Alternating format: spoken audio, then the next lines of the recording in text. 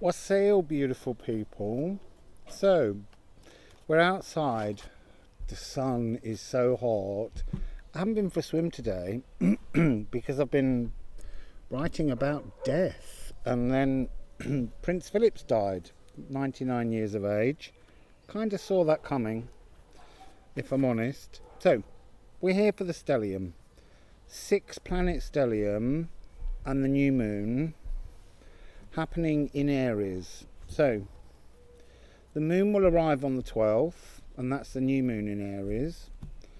And it will join Venus, Chiron, Mercury, the Sun, and Ceres. I've lost count. So anyway, we're going to take Odin. We're going to ask what's the influence of each of the planets. And then what are they trying to bring us as one long energy. So let's just get into Odin.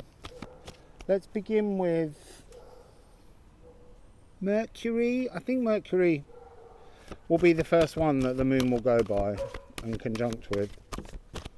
So, sacrifice, Tyr. I'm going to lay out a series of cards and then we'll read them. So that's Mercury. Let's ask Venus. What's Venus offering? Venus is Thurs, the portal.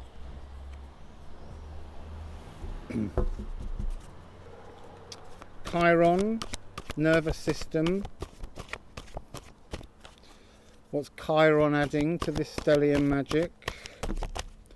Oh, I'm not doing 3. Chiron can't have 3, sorry. Because we're dealing with 6 planets here. Now it's giving 2. Oh, and I can't take 2. We've got to have just 1. So can we please just have 1 card for Chiron?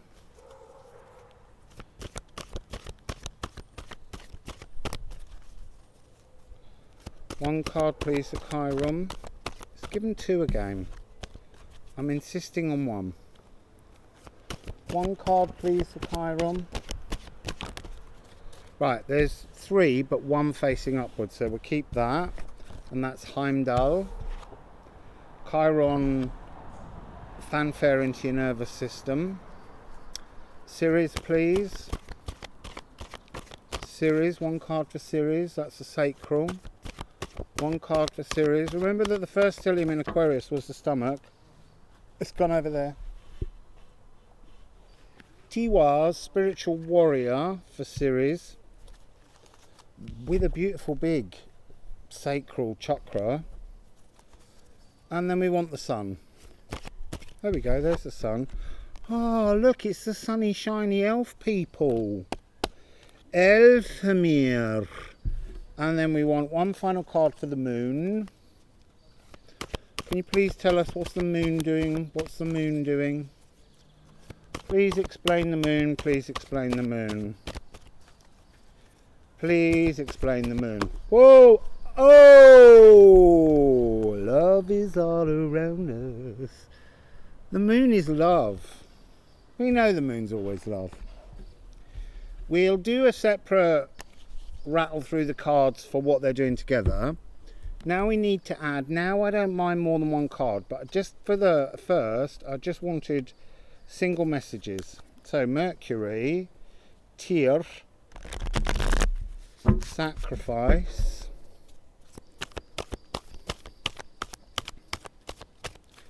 Mercury, what are you up to? What are you up to? What are you up to? That's about 8 cards, that's a bit too many.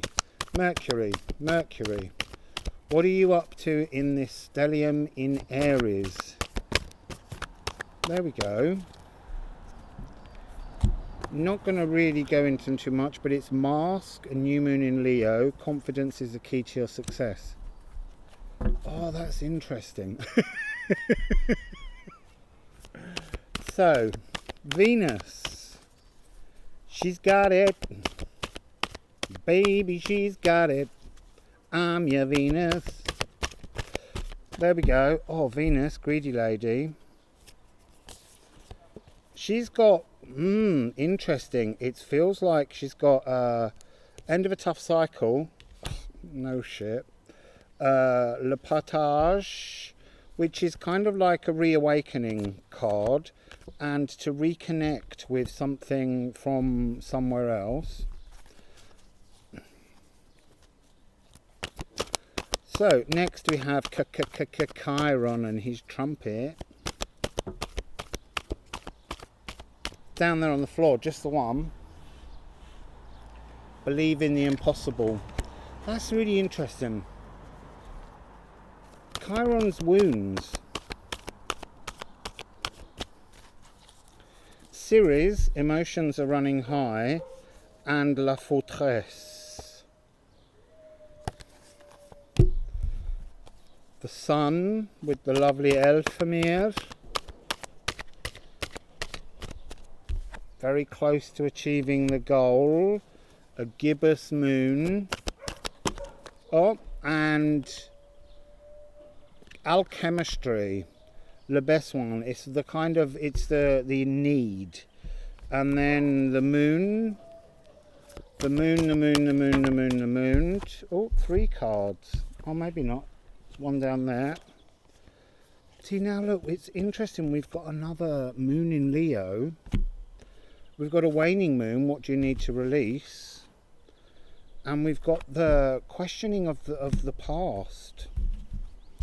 So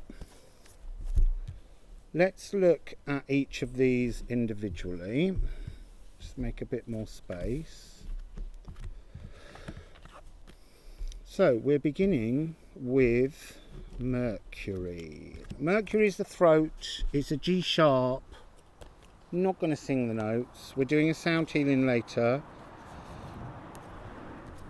So sacrificing your mask, sacrificing all that isn't true, sacrificing that which you cover yourself with, that image of yourself that you portray has to now go. That's part of this Aries stellium. It's a spring energy, it's a firing energy. And we've got new moon in Leo, confidence.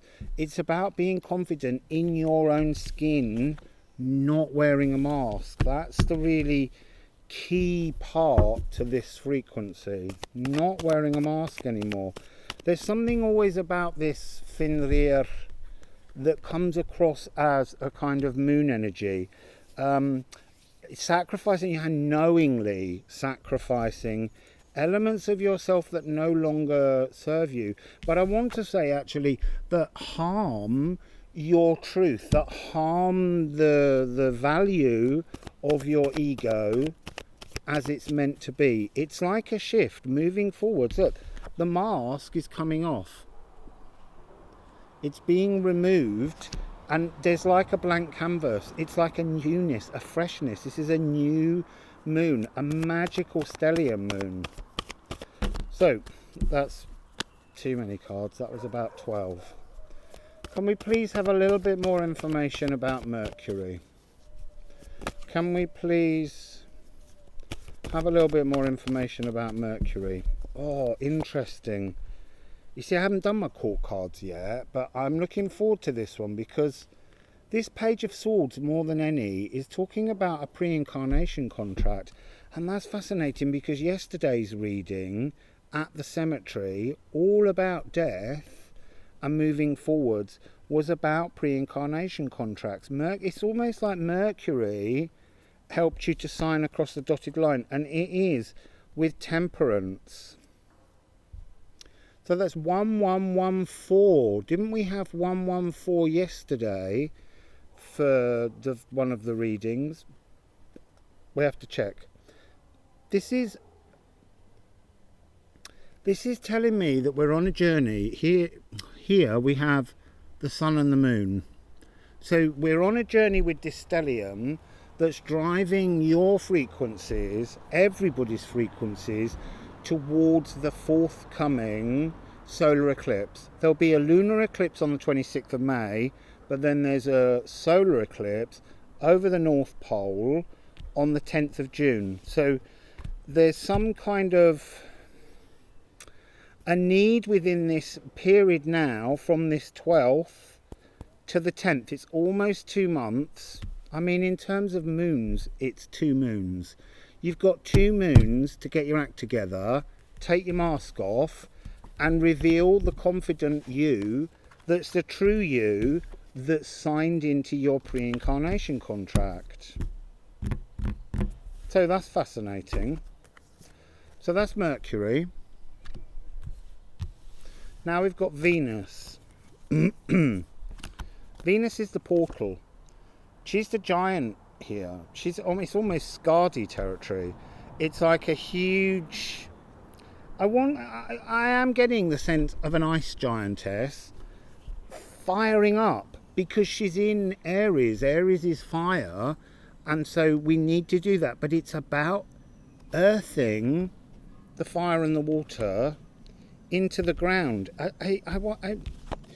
It's almost like this is a mirror. It's almost like this is a mirror, and you need to look inside the mirror again and see the real you and hug the real you. It's this. Who's you behind the mask? Take the mask off and look at yourself. Learn to love yourself. But it's to learn to love yourself, to love others. Because this is Venus. I probably should have done Ceres first. Because Ceres is about the self-love, to become the warrior. But we'll see what the energy is when we put them all together. And then there's this new Yggdrasil tree.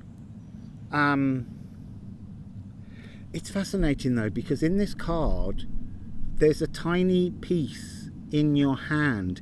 It's almost like you picked open the cosmic egg.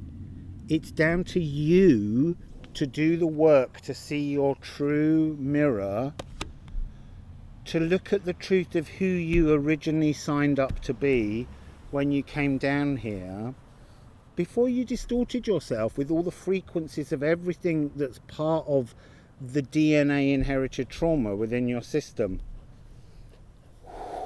It's well hot here. It's gorgeous.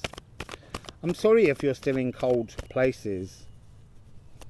You should have moved. Right, so what do we have? Look, balance. This is no different to this rencontre, la rencontre.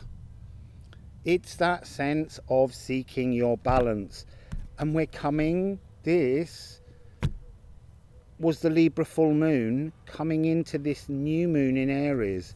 So you're bringing with you this energy. It's interesting, Libra energy, I was talking with my friend this morning.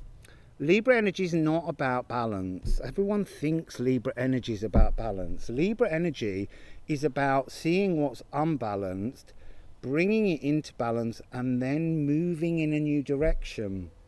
Because to be totally in balance would just leave you in a world of grey. So you have now 8-8. Lion's Cub Gateway Portal. I don't know what it is this year, but the 8th of the 8th is going to be significant. June, July, August, September, October, November, December. It's not halfway. Something told me it was like a halfway point, but it's the journey is towards this. So Mercury is clearly taking you towards the eclipse. Venus is taking you towards the Lion portal on the 8th of August. And that's a key to your infinite inner strength. And it's saying, this card's about hard work, writing, doing things, preparing things. Anything is involved in this card, because there's writing, there's aloe vera, there's lights, there's candles, there's that sense of the number 5-3 hidden within the 8, as if to say that there's something that needs to be tipped into a new magical balance. But there is definitely this energy of there's still work that has to be done with this stellium, because this stellium's a brand new frequency. So there's work to be done with the stellium. So now we have Chiron. Chiron's the fanfare to believe in the impossible, the blue moon.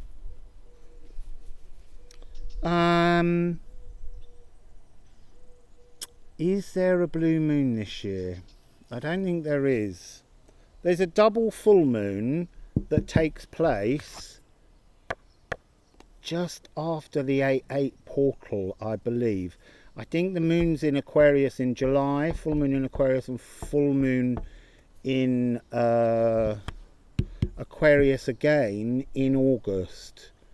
So it's not a true blue moon, but it's telling me Mercury is talking about the full moon in August, which I believe will be after the Lion Cub portal. So what would you like to tell us a little bit more about Chiron, fanfare of the nervous system? Chiron, fanfare of the nervous system. Oh, that's a lot of cards. I want to say that this is coming across as an energy of not believing in the impossible. It's an energy of saying your nervous system is so wired into that you're kind of just casually, oh, it might happen. It's kind of saying, no, blow your own trumpet. No one's going to play that tune for you, but it's bringing 3 of Cups. The other thing that's interesting, 5, 6, 7, 8. It's the 8th. We're talking about the 8th of August. I want to say 7 sisters, Pleiades. And I also want to say it's like this believing the impossible has got some kind of connection when the 3 elements of femininity reach a balance point. But there's something about you're not believing that's possible.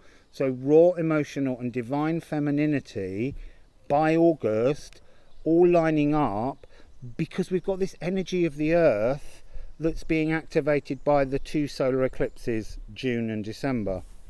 Then we've got this other pile here, tower moment, but a beautiful tower moment. It's not something scary or horrible. It's a beautiful tower moment that's inspiring and elevating. And it's a shedding. This is the divine masculine. So that's what they're saying. You're in a period now of waiting. From this Aquarius, this Aries stellium, this is the period when we're working towards bringing the balance between masculine, divine masculine molecules and ultimately divine feminine. But the divine feminine is looking to come in completion. So it needs to bring in the raw feminine, that which destroys to create love. It needs to bring in the emotional feminine to that divine masculinity, that which creates life and movement forwards. And then it needs to bring in the divine, that which inspires us to higher ideals. And so you have the hanged man. Now this hanged woman, she's reaching down into the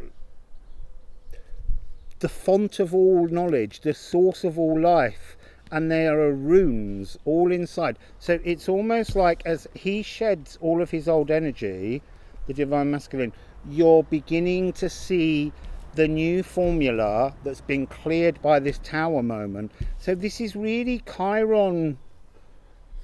I mean, I would say if you're someone who's nearing 50, do you know what? Your Chiron return is looking like something totally magical, totally full of wonder. For most people, a Chiron return is how well have you dealt with the wound and can you keep going? And for a lot of people, it's their stumbling block.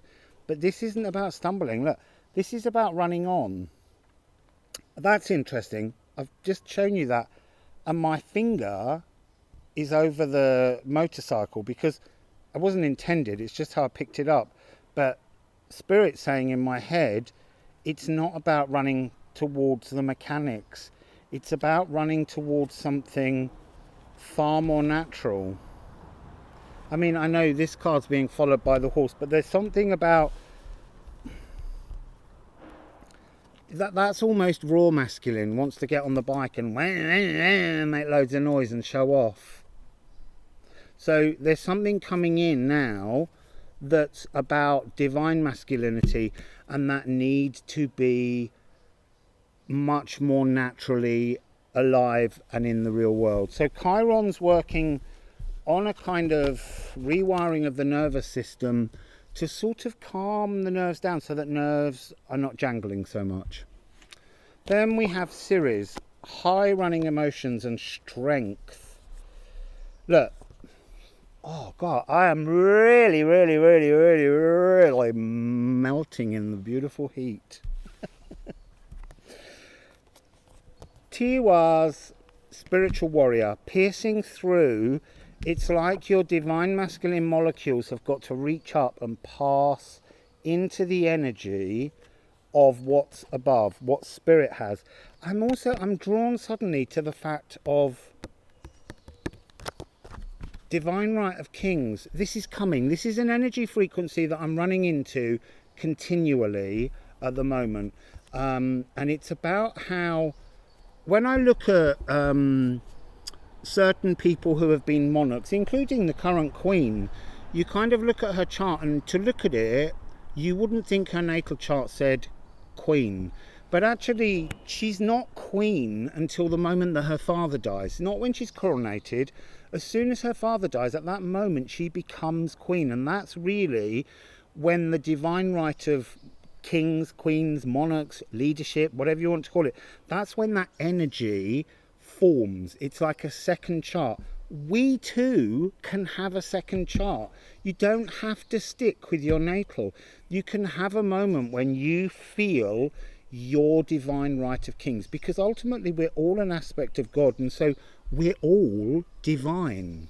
It's about embracing it, and that's what this card's telling me. We all have the chance to embrace our own divine right of kings. And then this is Ceres, high, big, massive, supermoon emotions. The Libra moon was a supermoon. Not sure if the next full moon's a supermoon. I have to look that up later, or maybe one of you could find out and write it in a comment and share it with everybody. So, because my brain's still, I'm still doing death and cemeteries, whereas this energy now is about life. It's about everything becoming something new and exciting. So the fortress is about you hold your strength in your hands. It's about confidence and your desire to embrace the future that you want. Seers magic, remember, is to see a prophecy of runes or tarot or whatever and owning it and saying, yeah, that is the future. That's the frequency I'm allowing to gather around me. That's the portal. That's the Venus Thurs portal for Thursday. So, what do we have? Oh! So, look. Emotions are running high. Confidence is your key. And then you have the lovers. Now, ordinarily this would be lovers, but we're talking about the sacral. So this is about loving you. Love, self-love. Really, really about loving yourself and then creating, as I said, with spirit, with Seers magic, to pull in a total karmic completion. So again, that's this notion of you get to choose, you get to choose when your coronation is, when you're going to decide that you're moving into your new chart energy territory. So that's Ceres. Remember, Ceres is the mother of Persephone, so she's always waiting open-armed to get her daughter back. There's something relevant about that, because the daughter is you. It's the seat of your emotions, returning you to yourself. So next we have the sunshine. On a cloudy day, it's just pure blue sky here. Hot sun. hot sun. Very close to achieving the goal. It's like this is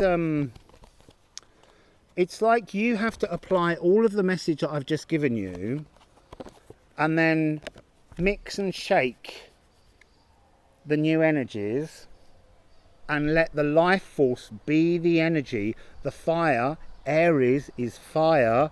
Let that be the light, because the elves are the shiny ones. They're like Baldur. They're the people who just radiate life force. It's quite funny, that picture I just did of me pretending to be in the roses of Heliogabalus, which I thought these were quite appropriate for, choking to death. Cindy just sent me a message from Awakening Spirit saying I just don't look dead. There's too much life in my eyes. But this is kind of, that's what this is.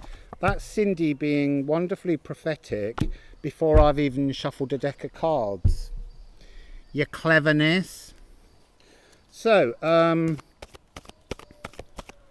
it's close. Oh, look, it's so close. You're touching it. There's a little hand coming in, offering the new energy. The cosmos is bringing. It's this. Look. You just need to shake the frequency and allow it to percolate into the newness, into the Seers magical future that you want to bring towards you. So now well, I'm going to take those. I know I don't often, but it's about a new beginning, a new energy, planting something new, and that's not going to happen until everything's been shaken up. Oh, you see, look, it is Seers magic. You've got the Emperor. The Emperor is to prune. The Emperor is to move into an energy. And this is Aries. Look, there's Aries there.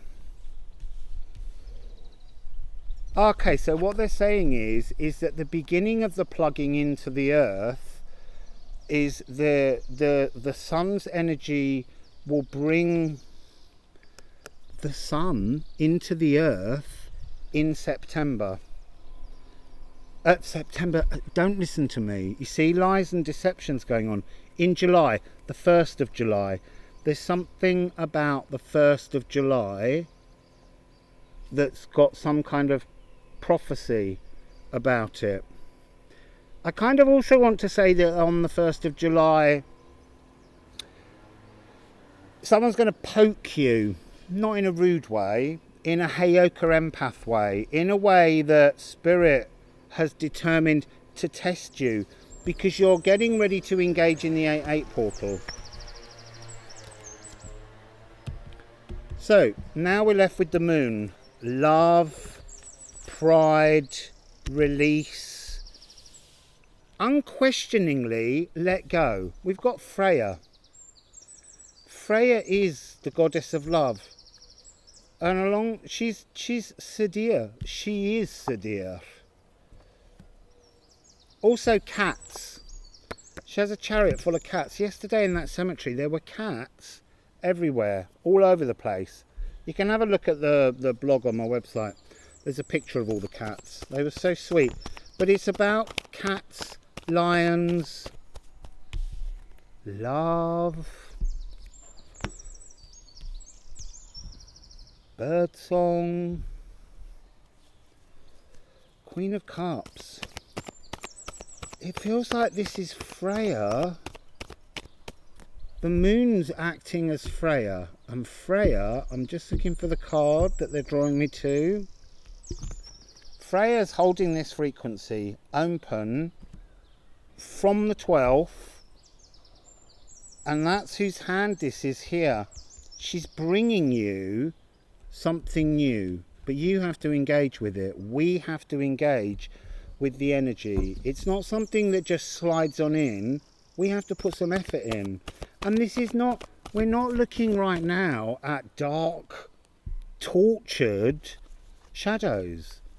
This is about picking the elements of yourself that you find the shiniest and the most honest from that Page of Swords pre-incarnation contract card at the very beginning.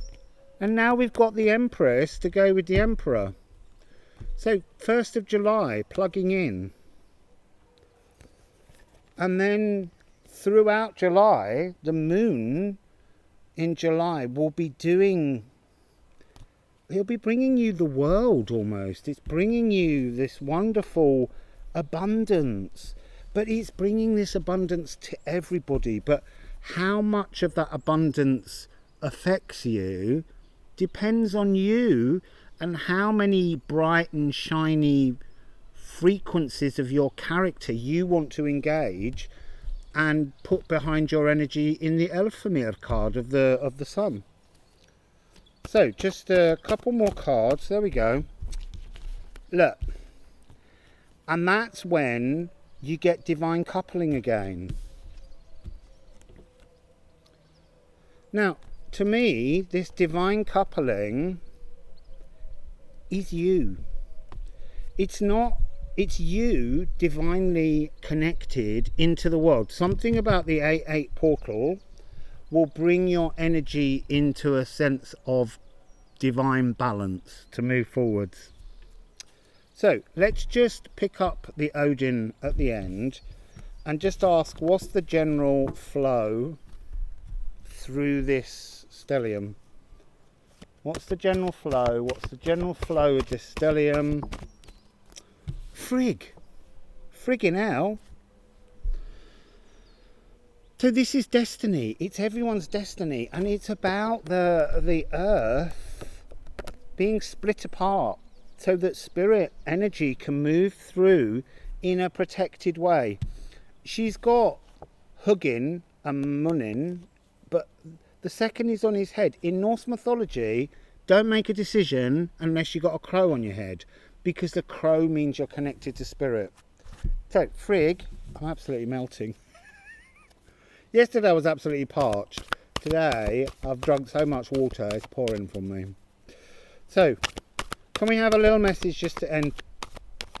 Oh, that one was exciting. It took off.